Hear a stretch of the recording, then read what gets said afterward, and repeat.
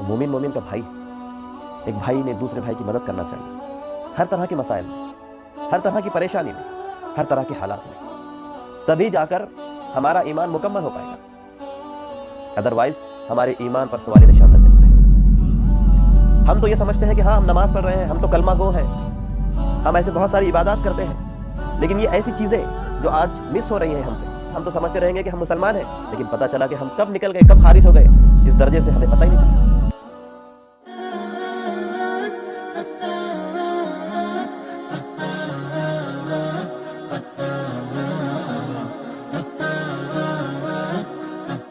بسم اللہ الرحمن الرحیم۔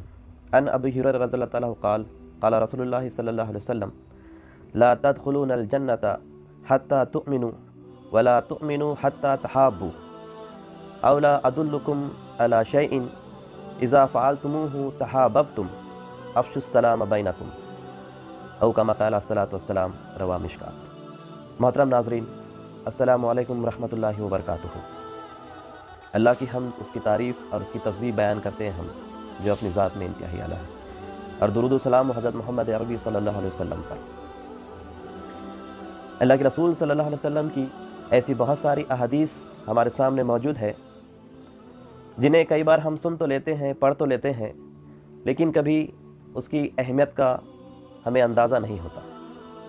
ایسی بہت ساری احادیث آج میں آپ کے سامنے رکھوں گا، جس کو سننے کے بعد آج کے حالات میں جو کچھ چیزیں چل رہی ہے، مسلمانوں کے آپس میں جو معاملات ہے، اس پہ روشنی پڑتی ہے۔ بہت ساری چیزیں ان احادیث سے ہمیں سیکھنے کو ملے گی، جس کے ذریعے سے ہو سکتا ہے کہ ہم اپنے رویے کو، اپنے ایٹیٹیوڈ کو چینج کریں، اور بات اگر اللہ اور اس کے رسول کی ہو تو پھر ہم نے اپنی عادت کو، اپنی فطرت کو، اپنے ایٹیٹیوڈ کو، اپنے مزاج کو چینج کرنا ہی چاہیے۔ اللہ اس کے رسول کی بات اگر ہمارے مزاج پر اثر انداز نہیں ہوں گی تو پھر کس کی بات ہوگی؟ یہ سوچنے کا موقع ہے۔ یہ جو حدیث ابھی میں نے آپ کے سامنے تلاوت کیا، اس کے سلسلے میں ہم اپنی زندگی میں بہت سارے مقامات پہ ایسے ہی آسانی سے گزر جاتے ہیں اور سوچتے نہیں کہ ہمارا رویہ کس خانے میں جائے، کیا ہمارا کوئی قدم یا ہمارا کوئی عمل ہمیں مسلم کی لسٹ سے خارج کرتا ہے یا مسلم کی لسٹ کے اندر ہم کو شامل کرتا ہے۔ ایسی بہت سارے مقامات ہوتے ہیں جہاں پر ہمیں اپنے ایمان کا جائزہ لینا چاہیے اور اپنی اسلامی تعلیمات کا بھی جائزہ لینا چاہیے۔ آج جو کچھ صورتحال بنی ہوئی ہے، اگر ہم اسلامی تعلیمات پر عمل پیرا ہو تو بہت جلد ہم اس کنڈیشن سے نکل سکتے ہیں اور آنے والے حالات کا مقابلہ بھی کر سکتے ہیں، لیکن ضرورت اس بات کی ہے کہ ہم اسلامی تعلیمات کی طرف متوجہ ہوں، اسلامی تعلیمات کی طرف اپنا رخ کریں، اپنے آپ کو اس کے حوالے کریں، تب جا کر یہ کام بہت آسانی سے ہو پائے گا۔ اللہ کے رسول کی جو حدیث میں نے آپ کے سامنے بیان کیا، ابو ہریرہ رضی اللہ تعالیٰ فرماتے ہیں کہ اللہ کے رسول صلی اللہ علیہ وسلم نے ارشاد فرمایا، تم ہرگز جنت میں داخل نہیں ہو سکتے یہاں تک کہ تم ایمان نہ لے آؤ یا ایمان والے نہ بن جاؤ۔ تم ہرگز جنت میں داخل نہیں ہو سکتے یہاں تک کہ تم ایمان والے نہ ہو جاؤ، اور تم مومن نہیں ہو سکتے یہاں تک کہ آپس میں تم محبت نہ کرو۔ اور تمہیں کیا میں وہ چیز نہ بتاؤں جس کو اگر تم کرو گے تو تمہارے درمیان میں اخوت، محبت یہ پیدا ہوگی۔ آپ نے فرمایا کہ سلام کو عام کرو، سلام کو اپنے درمیان میں پھیلاؤ۔ تو اس حدیث کی روشنی میں اور ایسی دوسری اور بہت ساری احادیث ہیں جو آج میں آپ کے سامنے رکھوں گا، اس کی روشنی میں ہم اپنا جائزہ لیں گے کہ مسلمانوں کے آپس کے تعلقات کیسے ہیں، مسلمانوں کے آپسی معاملات کیسے ہیں، اور کیا ہونا چاہیے۔ جس دین کو وہ ماننے والے ہیں وہ دین انہیں کیا تعلیمات دیتا ہے، آیا کہ ہم اس کے اوپر عمل پیرا ہو رہے ہیں یا نہیں ہو رہے ہیں۔ اس حدیث میں جو بات ارشاد فرمائی گئی کہ تم ہرگز جنت میں داخل نہیں ہو سکتے یہاں تک کہ تم ایمان والے نہ ہو جاؤ یا ایمان نہ لے آؤ۔ جنت میں داخلے کے لیے ایمان شرط ہے، یہ تو ہم اچھی طریقے سے جانتے ہیں، لیکن اس کے بعد جو بات آپ صلی اللہ علیہ وسلم نے ارشاد فرمائی وہ کیا ہے؟ اور تم ایمان والے نہیں ہو سکتے یہاں تک کہ تم آپس میں ایک دوسرے سے محبت نہ کرو۔ اب یہاں پہ ہم اپنا جائزہ لیں کیا ہم آپس میں ایک دوسرے سے محبت کرتے ہیں؟ کیا ہمارے تعلقات ایک دوسرے سے بہت بہتر ہیں؟ کیا ہم ایک دوسرے کے خیر خواہ ہیں؟ کیا ہم ایک دوسرے کا بھلا چاہنے والے ہیں؟ کیا ہم ایک دوسرے کی فکر کرنے والے ہیں؟ اللہ کے رسول نے تو یہ بھی بات ارشاد فرمائی ایک حدیث کے اندر کہ مومن مومن کا بھائی ہے۔ یہ باہمی اخوت اور جو محبت ہے مسلمانوں کے درمیان میں، اس کو ظاہر کرنے والی چیز، اس کو بتانے والا کوئی رشتہ بھائی سے بہتر نہیں ہو سکتا۔ کیا بات ارشاد فرمائی کہ مسلمان مسلمان کا بھائی ہے۔ تم جنت میں داخل نہیں ہو سکتے یہاں تک کہ تم آپس میں محبت نہ کرنے لگو جیسے ایک بھائی دوسرے بھائی سے محبت کرتا ہے۔ اگر ہمارا بھائی پریشان ہو تو ہم کیا کرتے ہیں؟ ہمارا بھائی اگر مصیبت میں ہو تو ہم کیا کرتے ہیں؟ ہمارا بھائی اگر کسی حادثے کا شکار ہو گیا تو ہم کیا کرتے ہیں؟ ہمارے بھائی کو اگر ہماری آنکھوں کے سامنے کوئی مار رہا ہے تو ہم کیا کرتے ہیں؟ یہ ساری چیزیں اس حدیث کے تناظر میں آئیں گی۔ کیا ہم اسے چھوڑ دیتے ہیں؟ کیا ہم اس کی مدد کو آگے بڑھتے ہیں؟ یا صرف ویڈیوگرافی کی جاتی ہے یا دور سے تماشا دیکھا جاتا ہے؟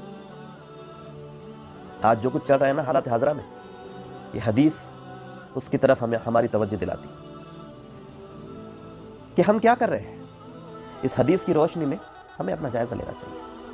اور صرف یہی نہیں ہے بلکہ اس سے بڑھ کر آگے ایک جو بات اللہ کے رسول صلی اللہ علیہ وسلم نے ایک حدیث کے اندر بیان کی ہے، مومن مومن کا بھائی ہے، نہ وہ اس پر ظلم کرتا ہے اور نہ اس کی مدد سے اپنا ہاتھ ہٹا کر اسے ہلاکت میں ڈالتا ہے۔ تو مومن مومن کا بھائی ہے۔ ایک بھائی نے دوسرے بھائی کی مدد کرنا چاہیے ہر طرح کے مسائل میں، ہر طرح کی پریشانی میں، ہر طرح کے حالات میں، تبھی جا کر ہمارا ایمان مکمل ہو پائے گا۔ ادروائز ہمارے ایمان پر سوال نشان لگ جاتا ہے۔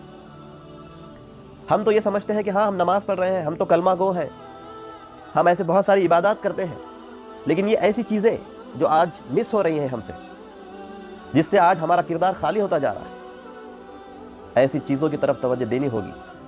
ادروائز ہم تو سمجھتے رہیں گے کہ ہم مسلمان ہیں، لیکن پتہ چلا کہ ہم کب نکل گئے، کب خارج ہو گئے اس درجے سے ہمیں پتہ ہی نہیں چلا۔ تو یہ سوچنے کا مقام ہے۔ اور اس حوالے سے ایک دوسری حدیث بھی میں آپ کے سامنے رکھ دوں۔ اللہ کے رسول نے فرمایا کہ مسلمان تو وہ ہے جس کی زبان سے اور جس کے ہاتھ سے دوسرا مسلمان محفوظ ہو۔ یہ قدر بتائی ہے اللہ کے رسول صلی اللہ علیہ وسلم نے اپنے مسلمان بھائی۔ حالانکہ ساری انسانیت ہماری زبان سے اور ہمارے ہاتھ سے محفوظ ہونا چاہیے۔ ہم کسی پہ ظلم کرنے والے نہ ہوں، ہم کسی کے اوپر زیادتی کرنے والے نہ ہوں، لیکن خاص طور سے یہ جو معاملہ آپس کا ہے اس میں تو اس کی طرف زیادہ توجہ دینی ضرورت ہے۔ اللہ کی نظر میں ایمان والے کی قدر و قیمت بہت زیادہ ہے، بہت زیادہ ہے۔ اللہ کے رسول نے ایک حدیث کے اندر یہ بات ارشاد فرمائی کہ اللہ کی نظر میں ایمان والے کی قدر و قیمت خانہ کعبہ کی حرمت سے زیادہ ہے۔ کیا کہیں گے ہم؟ کیا کبھی ہم نے سوچا اس کے تعلق سے؟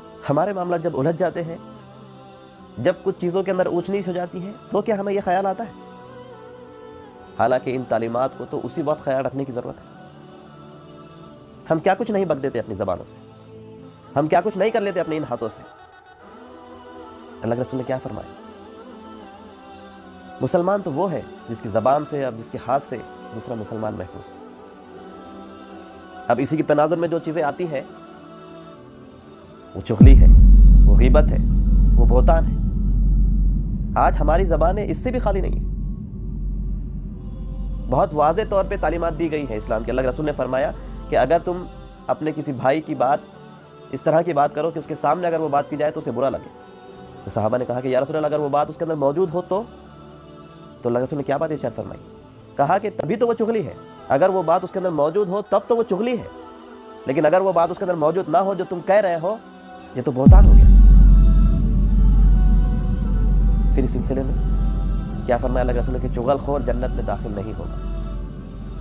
ہم اپنا جائزہ لیں، اپنے کردار کو ہم تراشنے کی کوشش کریں، ان سارے عیب سے ہم اپنے آپ کو پاک کرنے کی کوشش کریں۔ جب ہم اپنی زندگی کے اندر ان باتوں کا لحاظ رکھیں گے تو پھر یہ ہو سکتا ہے کہ ہم ساری انسانیت کے لیے نفع بخش ثابت ہوں۔ آج اگر ہم اپنے کلمہ گو کا خیال رکھتے ہیں تو کل ان لوگوں کا بھی خیال رکھنے والے ہوں گے جو کلمہ گو نہیں، جو کلمہ گو نہیں، جو کلمے کا اقرار کرنے والے نہیں۔ اور خلافت اس بات کی گواہی دیتی ہے کہ ہم نے یہ خیال رکھا ہے، اپنے سے زیادہ ہم نے دوسروں کا خیال رکھا ہے۔ تو یہ چیز ہے. تو ہمارے معاملات میں ان تعلیمات کو اہمیت حاصل ہونی چاہیے. پھر اس سلسلے میں ایک حدیث اور میں آپ کے سامنے رکھ دوں کہ کوئی مسلمان دوسرے مسلمان کی نہ تو تذلیل کرے نہ تحقیر کرے. تذلیل کرنا بھی، تحقیر کرنا بھی اسلام نے پسند نہیں کیا کہ آپ اپنے کسی بھائی کی تحقیر اور تذلیل کرو. تو اس طرح کی چیزیں. اب جب آپ کسی پر تنقید کرنا چاہتے ہیں، کسی کی اصلاح کرنا چاہتے ہیں، تو اس کے بھی طریقے ہوتے ہیں. اگر اصلاح مقصود ہو تو آپ کے الفاظ، آپ کا لب و لہجہ، آپ کا انداز بہت معنی رکھتا ہے. اگر آپ چاہتے ہیں کہ سامنے والا اپنی اصلاح کرے تو ان چیزوں کا خیال رکھنا ہوگا. اگر آپ کے الفاظ بھونڈے ہو، آپ کا لہجہ اور طریقہ صحیح نہیں ہو، تو کیا سامنے والا اپنی اصلاح کرے گا؟ وہ تو اور ضد میں آ کر اور گراوٹ کی طرف جائے گا اور نیچے ہوتا چلا جائے گا. اگر آپ اصلاح چاہتے ہیں تو ان باتوں کا خیال رکھنا ہوگا. اور اللہ کے رسول نے معاشرے میں اچھائیوں کو پھیلانے کے لیے جو تعلیمات ہمارے سامنے رکھی ہے کہ کسی کی تعریف آپ منہ پہ نہ کریں. آج معاشرے میں یہ بھی چلن ہو گیا ہے، یہ تعریفیں منہ پہ ہونے لگی ہیں، اور جب انسان وہ غائب ہوتا ہے تو پھر اس کی برائیاں شروع ہو جاتی ہیں. تعریف تو پیٹھ پیچھے کی جانی چاہیے تاکہ اس کا نفس موٹا نہ ہو. لیکن آج ہمارا رویہ یہ ہے، ہم اپنی زندگی کے اندر یہ سارے کام کرتے ہیں، منہ پہ تعریف کرتے ہیں، اور اس کو اچھا بھی سمجھا جا رہا ہے، اور یہ جو برائی آئی ہے اس کے پیچھے جو ریزن ہے وہ ریزن بھی میں آپ کو بتاتا چلوں کہ آج کل معاملات ایسے ہو رہے ہیں کہ لوگ منہ پہ تعریف سننا پسند کرتے ہیں. کوئی غلطی پر اگر توجہ دلائی جائے منہ پر، اس کے سامنے اس کی برائی کا اگر تذکرہ کیا جائے تو اسے برا لگتا ہے. حالانکہ اسے اچھا لگنا چاہیے کہ ہاں بھائی کوئی مجھے غلطی بتا رہا ہے، کوئی مجھے اپنی اصلاح کے اوپر ابھار رہا ہے، تو اس نے تو خوش ہونا چاہیے نا اس کے اوپر. یہی بات تو حدیث بتاتی ہے کہ مومن کا آئینہ ہے. ایک مومن اپنے آپ کو دوسرے مومن بھائی کی آنکھوں میں دیکھتا ہے کہ میں کیسا ہوں. آئینہ انسان کو سب بتا دیتا ہے کہ اس کے چہرے پر کیا ہے، اس کا ظاہر کیسا ہے، وہ سب دکھا دیتا ہے. اور جب آئینہ یہ ساری چیزیں دکھاتا ہے تو ہم غصے میں آ کے اسے پھوڑ نہیں دیتے، بلکہ ہم اپنی اصلاح کرتے ہیں. اور اصلاح کا یہی تو طریقہ ہے کہ جب آپ کی غلطی آپ کو بتائی جائے، آپ کی برائی آپ کو بتائی جائے تو آپ اپنی اصلاح کر لیں. اور یہ خوشی کا موقع ہے نا کہ کسی نے آپ کو بتایا جو چیز آپ کے اندر تھی، تاکہ آپ اس کی اصلاح کر لیں، تاکہ اپنے آپ کو آپ بہتر کر لیں. تو آج معاشرے میں یہ چیز ہو رہی ہے کہ منہ پر کوئی اپنی برائی سننا نہیں چاہتا. اس لیے بھی لوگ اگر منہ پہ کسی کو اس کی برائی بتا دیتے ہیں تو پھر ان کے ساتھ میں معاملات، تعلقات خراب ہو جاتے ہیں. تو اس کے ڈر سے بھی لوگ منہ پہ تعریفیں کرنے لگے ہیں آج کل. تو ایسا معاملہ بھی نہیں ہونا چاہیے. اس چیز کی طرف خاص طور سے ہماری توجہ ہے. اور پھر اسی چیز کو جو واضح کی ہے اللہ رسول صلی اللہ علیہ وسلم نے کہ کسی کے شریر ہونے کے لیے یہی دلیل کافی ہے کہ وہ اپنے بھائی کو حقیر سمجھے، ان حالات میں جو کچھ چل رہا ہے اس سے ہم کس طرح سے بچ سکتے ہیں، کس طرح سے ہم اپنے آپ کو مضبوط کر سکتے ہیں، اس کی طرف میں توجہ دلانا چاہتا ہوں. اور ہو سکتا ہے کہ یہ ساری باتیں آپ نے سنی ہوئی ہو، لیکن آج عمل کا فقدان ہے. اپنے معاشرے کے اندر اسے رواج دینے کی ضرورت ہے، اسے عام کرنے کی ضرورت ہے. سلام کی جو بات اللہ کے رسول نے فرمائی ہے کہ سلام کو عام کرو، اس کے ذریعے سے تمہارے درمیان میں محبت پیدا ہوگی، اخوت پیدا ہوگی، ہمدردی پیدا ہوگی ایک دوسرے کے دلوں میں. تو کیا مطلب ہے سلام کا؟ سلامتی دینے والا جو معاملہ ہے، کیا میری زبان سے، میرے دماغ سے، میرے ہاتھ سے جس کو میں سلامتی دے رہا ہوں کیا وہ سلامت ہے؟ سلام کو عام کرنے کا مطلب تو یہ ہے نا. تو ہم سلام تو کر لیتے ہیں، لیکن کیا اس کی یہ چیز ہے، اس کے اندر یہ چیز شامل ہے؟ اور ایسا بھی نہیں ہے کہ یہ چیز بہت نارمل ہے، بلکہ یہ تو جنت کا پروانہ ہے. کئی بار ہم نے سنا ہے ایک شخص آتا ہے، اللہ رسول فرماتے ہیں کہ اب جو شخص آئے گا مسجد کے اندر وہ جنتی ہے. غالباً 3 بار اللہ کے رسول نے یہ بات ارشاد فرمائی اور تینوں بھی بار وہی شخص آیا. تو ایک صحابی کو تجسس ہوا کہ ایسی کون سی بات تھی یا ایسا کون سا عمل تھا جس کے نتیجے میں اللہ کے رسول صلی اللہ علیہ وسلم نے اس شخص کو جنتی کہا، اس صحابی کو جنتی کہا. ان کے ساتھ میں وہ رہتے ہیں بہانہ کر کے، زیادہ تفصیل میں جانے کی ضرورت نہیں، آپ کو پتہ ہے. کوئی خاص عمل، وہ 3 دن تک ان کے ساتھ میں رہتے ہیں، کوئی خاص عمل ان کو نظر نہیں آتا، پھر وہ ان سے اظہار کرتے اس بات کا کہ میں نے جو آپ کو معاملہ بتایا کوئی ایسی چیز نہیں تھی، بلکہ میں جاننا چاہتا تھا، میں تو صرف یہ دیکھنا چاہتا تھا کہ اللہ کے رسول نے تمہارے کون سے عمل کے نتیجے میں تمہیں یہ بشارت دی۔ تو وہ صحابی نے کیا بات کہی؟ انہوں نے یہ بات کہی کہ میرے دل میں کسی مسلمان بھائی کے لیے کوئی کینہ نہیں ہے، یہ بات خاص ہے، اور اسی بات کے نتیجے میں اللہ کے رسول صلی اللہ علیہ وسلم نے ان صحابی کو جنت کی بشارت دی۔ تو کیا لگتا ہے آپ کو؟ یہ عمل بہت سادی سمپل سی بات ہے، درجے کے لحاظ سے تو یہ عمل بہت خاص ہے، لیکن اس پر عمل پیرا ہونا مشکل ہوتا ہے، عمل پیرا ہونا مشکل ہوتا ہے۔ اور عمل کرنے میں کون سی چیز مانے ہوتی ہے؟ آپ کا کیا بگڑ رہا ہے؟ ہمارا کیا جا رہا ہے اگر ہم اپنے سینے کو، اپنے دل کو کینے سے صاف کر دیں؟ کہ ہماری شان میں کوئی فرق آ جائے گا؟ کہ ہمارے درجات گر جائیں گے؟ یا ہمارا کوئی دنیا میں نقصان ہو جائے گا؟ اگر اس کے بدلے میں جنت کا داخلہ مل جاتا ہے تو یہ بہت اہم چیز ہے، بہت قیمتی چیز ہے، اسے اٹھا لینا چاہیے، اسے چن لینا چاہیے، اسے اپنی عملی زندگی میں داخل کر لینا چاہیے۔ کیا پتا اللہ تعالیٰ اسی کے ذریعے سے ہمارا نجات کا راستہ ہمارے لیے کھول دے۔ تو یہ چیز ہے۔ پھر آج کل جو معاملات چل رہے ہیں اس کے حوالے سے اگر بات کی جائے تو یہ حدیث ہماری رہنمائی کرتی ہے کہ اللہ کے رسول صلی اللہ علیہ وسلم نے ارشاد فرمایا، جو کسی مسلمان کو ضرر پہنچائے گا، نقصان پہنچائے گا، اللہ تعالیٰ اسے ضرر پہنچائے گا۔ جو کسی مسلمان کو تکلیف دے گا، اللہ تعالیٰ اسے تکلیف دے گا۔ تو جب ہم معاملات کرتے ہیں معاشرے کے اندر لوگوں سے، ہمارے اپنا کلمہ شریک بھائیوں سے، تو ان احادیث کو اپنے سامنے ہم نے رکھنا چاہیے۔ اور دین صرف باتوں کا نام نہیں ہے، دین عمل کا نام ہے۔ عمل سے زندگی بنتی ہے جنت بھی جہنم بھی۔ یہ خاکی اپنی فطرت میں نہ نوری ہے نہ ناری۔ وہیں دوسری طرف اللہ کے رسول صلی اللہ علیہ وسلم ارشاد فرماتے ہیں، اور یہ آج کے دور میں ہمارے لیے اہم ہو جاتا ہے، کئی بار ہمارے سامنے اس طرح کے مسائل آتے ہیں، اور آج تو یہ عام چیز ہوتے جا رہی ہے کہ جو حق بولنے والے ہیں، جو حق کی طرف دعوت دینے والے ہیں، جو صحیح بات بولنے والے ہیں، آج معاشرے میں وہ لوگ کھلتے ہیں، آج معاشرے میں ان کو نیچا دکھانے کی کوشش ہوتی ہے، ان کی اہمیت کو کم کرنے کی کوشش ہوتی ہے، ان کے خلاف سازشیں رچی جاتی ہیں، ان کی مخبریاں کی جاتی ہیں۔ اسی کے سلسلے میں یہ حدیث ہے۔ اللہ کے رسول صلی اللہ علیہ وسلم ارشاد فرماتے ہیں، جس نے کسی مومن کو منافق کی شر سے بچایا، اللہ تعالیٰ اس کے لیے ایک فرشتہ مقرر کر دے گا جو قیامت کے دن آگ سے اس کے جسم کو، اس کے گوشت کو محفوظ رکھے گا۔ کتنی پیاری حدیث ہے یہ۔ ہم معاشرے میں رہتے ہیں، اٹھتے بیٹھتے ہیں لوگوں کے درمیان، چوک میں، نکڑ پہ، شہر میں ہم گھومتے رہتے ہیں، بہت ساری چیزیں ہمارے سامنے آتی ہیں، ہمیں پتہ بھی چلتا ہے، اگر ہم بہت سارے معاملات میں شریک ہیں تو ہمیں پتہ بھی چلتا ہے کون کیا ہے، کون کیا ہے۔ اور انہی معاملات میں رہ کر اگر ہم نے اس حدیث پر بھی عمل کر لیا تو ہمارے لیے تو بہت بڑی خوشخبری ہے۔ ویسے بھی زیادہ نیک عمل ہم کہاں کرتے ہیں؟ کیا پتا اس ایک عمل کو اللہ تعالیٰ ہمارے لیے نجات کا ذریعہ بنا دے۔ تو یہ حدیثیں تھی جو میں نے آپ کے سامنے رکھا۔